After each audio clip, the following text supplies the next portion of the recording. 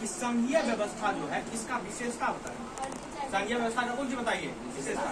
पहला विशेषता देखो क्या होता है। पहला विशेषता एकल नागरिकता। एकल क्या बोले नागरिकता।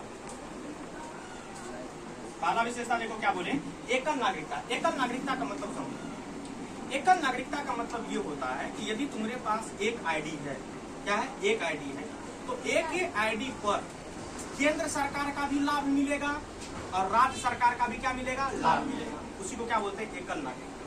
कौन नागरिकता कहते हैं। यानी कि एक ही आईडी पर थोड़ा केंद्र सरकार का भी क्या मिलेगा लाभ मिलेगा और राज्य सरकार का भी क्या मिलेगा लाभ मिलेगा। तो उसी को क्या बोलते हैं एकल नागरिकता। उसको कौन नागरिकता कहते हैं। समझ में कुछ आया बात। अब देखो तुम्हारा पास भारत में जो है एकल नागरिकता का व्यवस्था है।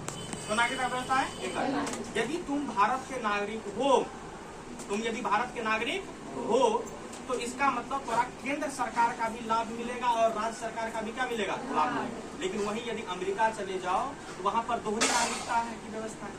कौन नागरिकता दोहरी का मतलब दो स्तर पर, यानी कि पूरे देश के स्तर पर एगो नागरिकता है और तू जिस राज्य में रहते हो उसका नागरिकता क्या है अलग।